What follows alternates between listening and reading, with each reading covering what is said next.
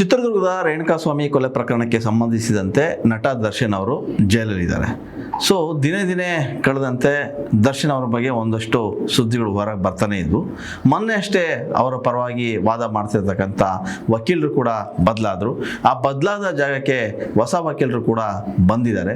So ಹೊಸ ವಕೀಲರು ಬಂದ ನಂತರ ಆದಂಥ ಬೆಳವಣಿಗೆ ಏನಂತಂದರೆ, ಈಗ ದರ್ಶನ್ ಅವರು ಮತ್ತೆ ಸುಪ್ರೀಂ ಕೋರ್ಟ್ಗೆ ಅಪೀಲ್ ಹೋಗಿದ್ದಾರೆ. ಯಾಕೆ ಅಪೀಲ್ ಹೋಗಿದ್ದಾರೆ ಅಂತಂದರೆ, ಈ ಹಿಂದೆ ದರ್ಶನ್ ಯಾವುದೇ ಕಾರಣಕ್ಕೂ 1 ವರ್ಷದ ತನಕ ಜಾಮೀನಿಗೆ ಅರ್ಜಿ ಸಲ್ಲಿಸಬಾರ್ದು ಅಂತೇಳಿ ಒಂದು ಆದೇಶವನ್ನು ಕೊಟ್ಟಿತ್ತು. ಆ ಆದೇಶವನ್ನು ಮಾರ್ಪಾಡು ಮಾಡುವಂತೆ ಮನವಿ ಸಲ್ಲಿಸಿದ್ದಾರೆ. ಸೊ ಆ ಕಾರಣಕ್ಕೆ ಈಗ ದರ್ಶನ್ ಅವರ ಮತ್ತೆ ಸುದ್ದಿಯಲ್ಲಿ ಇದ್ದಾರೆ.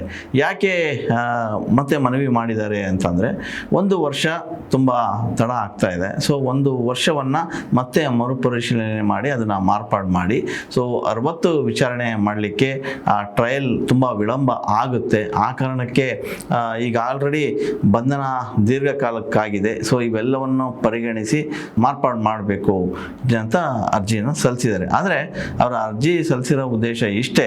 ಈಗ ಅವರ ಅರ್ಜಿ ಹಾಕಿ ಜಾಮೀನು ಕೊಡಿ ಅಂತ ಕೋರದೆ ಇದ್ರೂ ಕೂಡ ಸೊ ಭವಿಷ್ಯದಲ್ಲಿ ಅದು ಉಪಯೋಗಕ್ಕೆ ಬರ್ಬೋದು, ಭವಿಷ್ಯದಲ್ಲಿ ಇವೆಲ್ಲವನ್ನು ಪರಿಗಣನೆಗೆ ತಗೋಬೋದು ಅನ್ನೋದು ಒಂದು ಲೆಕ್ಕಾಚಾರ.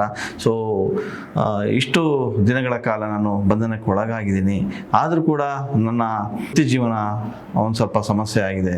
ಆಮೇಲೆ ಜೀವನೋಪಾಯ ಮಾಡೋದು ಕೂಡ ಕಷ್ಟ ಆಗ್ತದೆ. ಕುಟುಂಬದ ಜೊತೆ ಕೂಡ ಇರೋದಕ್ಕೆ ಆಗ್ತಾ ಇಲ್ಲ. ಅದಲ್ಲದೆ ತಾಯಿಯ ಗಂಭೀರವಾದಂಥ ಆರೋಗ್ಯ ಸಮಸ್ಯೆ ಕೂಡ ಇದೆ. ಇವೆಲ್ಲವನ್ನು ತಾವು ಪರಿಗಣಿಸಬೇಕು.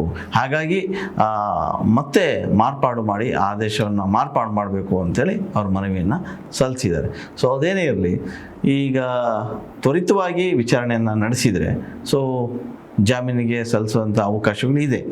ಆದರೆ 1 ವರ್ಷದವರೆಗೆ ಸಲ್ಲಿಸುವಂತಿಲ್ಲ ಅನ್ನೋ ಏನು ಆದೇಶ ಇತ್ತು ಅದನ್ನು ಮಾರ್ಪಾಡು ಮಾಡಬೇಕು ಅನ್ನೋದು ದರ್ಶನ್ ಅವರ ಮನವಿ. ಸೊ ಈಗ ಸದ್ಯಕ್ಕೆ ಸುಪ್ರೀಂ ಕೋರ್ಟ್ಗೆ ಈ ಮನವಿಯನ್ನು ಕೊಟ್ಟಿದ್ದಾರೆ. ಆದರೆ ಅಪೀಲ್ ನೋಡಿದ ತಕ್ಷಣ ಅಲ್ಲಿನ ನ್ಯಾಯಾಧೀಶರು ಏನು ಉತ್ತರ ಕೊಡ್ತಾರೋ ಗೊತ್ತಿಲ್ಲ. ಸೊ ಅದರ ಮೇಲೆ ದರ್ಶನ್ ಅವರ ಜಾಮೀನು ಕೂಡ ನಿರ್ಧಾರ ಆಗಬಹುದು.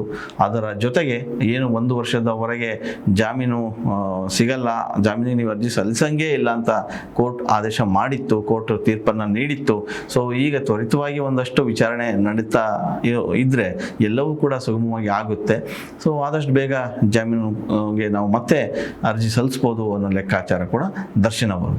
ಅದೇನೇ ಇದ್ರೂ ಕೂಡ ದರ್ಶನ್ ಅವರು ಮತ್ತೆ ಹೊರಗೆ ಬರಬೇಕು ಅನ್ನೋದು ಅವರ ಆಶಯ ಆಗಿದೆ. ಆದರೂ ಎಲ್ಲೋ ಒಂದು ಕಡೆಗೆ ವಿಚಾರಣೆ ನಡಿಬೇಕು. ವಿಚಾರಣೆಯ ನಂತರ ಇವೆಲ್ಲ ದಾಖಲೆಗಳನ್ನು ಪರಿಶೀಲನೆ ಮಾಡ್ತಾರೆ. ಆ ನಂತರ ತಪ್ಪು ಸರಿನ ನೋಡ್ತಾರೆ.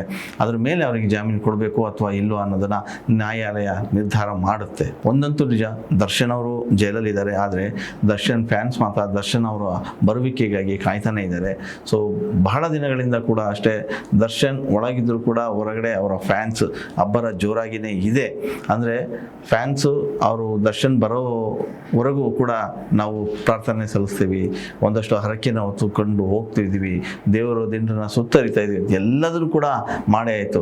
ಬರೇ ದರ್ಶನ್ ಅವರ ಫ್ಯಾಮಿಲಿ ಅಷ್ಟೇ ಮಾಡಲಿಲ್ಲ, ದರ್ಶನ್ ಅವರ ಫ್ಯಾನ್ಸು ಕೂಡ ಕಂಡ ದೇವ್ರಿಗೂ ಕೂಡ ಕೈ ಮುಗಿತಾ ಇದ್ದಾರೆ, ಪ್ರಾರ್ಥನೆ ಮಾಡ್ತಾ ಇದ್ದಾರೆ, ಹರಕೆಗಳನ್ನು ಕಟ್ಕೊಡ್ತಾ ಇದ್ದಾರೆ. ಸೊ ಇವೆಲ್ಲದರ ನಡುವೆ ಕೂಡ ದರ್ಶನ್ ಕೂಡ ಒಂದು ರೀತಿಯ ಹೈರಾಣ ಆಗಿದ್ದಾರೆ ಅಂತಲೇ ಹೇಳ್ಬೋದು. ಯಾಕಂದರೆ ಯಾವುದೇ ಒಬ್ಬ ವ್ಯಕ್ತಿ 4 ಗೋಡೆಯ ಮಧ್ಯ ಹೋದಾಗ ಒಂದಷ್ಟು ಪಶ್ಚಾತ್ತಾಪ ಬರೋದು ಸಹಜ. ಸೊ ಅಂತಹ ಪಶ್ಚಾತ್ತಾಪ ದರ್ಶನ್ಗೆ ಆಗಿದೆ ಕೂಡ. ಯಾಕಂದರೆ ಅವರ ದೇಹದಲ್ಲಿ ಆದಂಥ ಬದಲಾವಣೆ, ಮುಖಚರ್ಯದಲ್ಲಿ ಆದಂಥ ಚೇಂಜಸ್ಸು ಎಲ್ಲವನ್ನು ನೋಡ್ತಾ ಇದ್ದಾರೆ. ಒಂದು ಸ್ವಲ್ಪ ಏನೋ ಬದಲಾಗಿದ್ದಾರೆ ಅಂತಲೂ ಕೂಡ ಅನಿಸುತ್ತೆ. ಜೊತೆಗೆ ಎಲ್ಲವನ್ನು ಕೂಡ ಆ 4 ಗೋಡೆ ಕಲಿಸ್ತಾ ಹೋಗುತ್ತೆ. ಒಂದಷ್ಟು ಪಾಠ, ಇಂದಿನ ನೆನಪುಗಳು, ಸೊ ಪಶ್ಚಾತ್ತಾಪಗಳ ನಡುವೆ ಈಗ ಆಗಬಾರ್ದಾಗಿತ್ತು, ಈಗ ಮಾಡಬಾರ್ದಾಗಿತ್ತು ಅನ್ನೋದು ಎಲ್ಲ ಒಂದು ಕಡೆಗೆ ಅವರ ಮನಸ್ಸಿನಲ್ಲಾದರೂ ಬಂದು ಹೋಗಿರುತ್ತೆ. ಸೊ ಆಗೋಗಿದೆ. ಸೊ ಮುಂದೆ ಆಗೋದನ್ನ ನೋಡ್ಕೋಬೇಕು. ಈ ನಿಟ್ಟಿನಲ್ಲಿ ದರ್ಶನ್ ಕೂಡ ಈಗ ಮತ್ತೆ ಆಕ್ಟಿವ್ ಆಗಿದ್ದಾರೆ ಅಂತಲೇ ಅನಿಸುತ್ತೆ.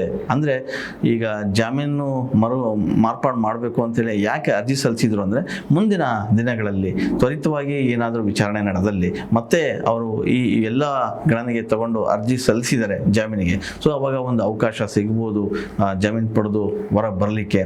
ಸೊ ಅದೇನೇ ಇದ್ದರೂ ಕೂಡ ಆದಷ್ಟು ಬೇಗ ಈ ವಿಚಾರಣೆಗಳನ್ನು ನಡೆಸಿ ಸೊ ಹೊರಗೆ ಬರಬೇಕು ಅನ್ನೋದು ಎಲ್ಲರ ಆಶಯ ಆಗಿದೆ.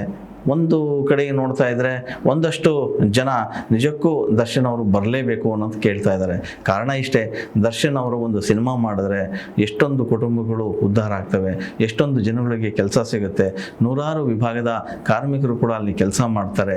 ಒಂದು ಸಿನಿಮಾ ಅವರು ಶುರು ಮಾಡಿದ್ರೆ ಮಿನಿಮಮ್ 60ರಿಂದ 80 ದಿನ 100 ದಿನಗಳ ಚಿತ್ರೀಕರಣ ಆಗುತ್ತೆ. ಸೊ ಎಲ್ಲೋ ಒಂದು ಕಡೆಗೆ ವ್ಯಾಪಾರ ವಹಿವಾಟು ಕೂಡ ಬೇರೆ ಲೆವೆಲಿಗೆ ಹೋಗುತ್ತೆ. ಈಗ ಕನ್ನಡ ಚಿತ್ರೋದ್ಯಮ ತುಂಬ ಡಲ್ ಆಗಿದೆ ನಿಜ. ಯಾಕಂದರೆ ಇರುವ ಒಂದಷ್ಟು ಸ್ಟಾರ್ಸ್ಗಳು ಸಿನಿಮಾ ಮಾಡೋದನ್ನೇ ಕಡಿಮೆ ಮಾಡಿದ್ದಾರೆ. ಅಂದರೆ 2 ವರ್ಷ 3 ವರ್ಷಕ್ಕೆ ಒಂದೊಂದು ಸಿನಿಮಾ ಮಾಡ್ತಾ ಇದ್ದಾರೆ. ವರ್ಷಕ್ಕೆ 1 ಅಥವಾ 2 ಸಿನಿಮಾ ಬಂದರೆ ಚಿತ್ರರಂಗ ಕೂಡ ಒಂದಷ್ಟು ಚೇತರಿಕೆ ಕಾಣುತ್ತೆ. ಆ ನಿಟ್ಟಿನಲ್ಲಿ ದರ್ಶನ್ ಅವರು ಹೊರಗೆ ಬರಬೇಕು, ದರ್ಶನ್ ಕೂಡ ಮತ್ತೆ ಸಿನಿಮಾ ಚಟುವಟಿಕೆಗಳೇ ತೊಡಕೊಳ್ಬೇಕು ಅನ್ನೋದು ಅವರ ಫ್ಯಾನ್ಸ್ನ ಆಸೆ. ಆದರೆ ಅವರ ಆಸೆ ಯಾವಾಗ ಈಡೇರುತ್ತೆ ಅನ್ನೋದನ್ನು ಕಾದು ನೋಡಬೇಕು.